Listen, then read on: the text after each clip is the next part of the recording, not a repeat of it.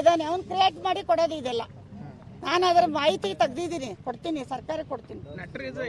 ಅವ್ನು ಯಾರ PDO ನಟರಾಜು ಇದನ್ನ ಈ ಖಾತೆ ಮಾಡ್ಕೊಟ್ಟವ್, ನನಗೂ ಮಾಡವನೆ, ಒಮ್ಮಂಗೂ ಮಾಡವನೆ. ಅವನು ಈ ಬೌಂಡ್ರಿಲೆಲ್ಲ ಮುಂಚೆ ಕೆಲಸ ಮಾಡಿದ್ದವನಂತೆ. ಅವನು ಇವನು ಶಿಷ್ಯ. ಇವನು ಬರೀ ಮಾತಾಡೋದಷ್ಟೇ, ಇವನೇನು ಇಲ್ಲ. ಇಂಥವ್ರನ್ನ ಕ್ರಿಯೇಟ್ ಮಾಡಿ ಇಟ್ಕೊಂಡಿದ್ದಾನೆ. ನಿನ್ನೆ ಮೊನ್ನೆ ಎಲ್ಲ ಗಲಾಟಿರಿ. ನಿನ್ನೆ ಮೊನ್ನೆ ನಮ್ಮ ಹುಡುಗ ಇಲ್ಲಿ ಕೆಲಸ ಮಾಡಕ್ ಬಿಡ್ತಾ ಇಲ್ಲ. ಈ ಹುಡುಗನ ಹೆಸರು ನಮ್ಮ ಹುಡುಗಂದು, ಇದು ನಮ್ದು. ಎಲ್ಲೈತೆ ಅವ್ರದ್ದು ಅಂತ ತೋರ್ಸಕ್ ಹೇಳಿ.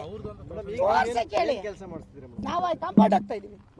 ಮತ್ತೆ ಯಾಕೆ ಆಗ್ತಾ ಇರ್ತಾರೆ ನಮ್ಮ ಜಾಗಕ್ಕೆ? ನಾವು ಅವ್ರ ಕೋರ್ಟಿಂದ ಆರ್ಡರ್ ತಂದ್ರೆ ಬಿಟ್ಕೊಡ್ತೀವಿ. ಹೊಡೆದಿದ್ದಕ್ಕೆ ಡಿಫಾಮೇಶನ್ ಹಾಕಿದೀವಿ ಬಿಡಿ.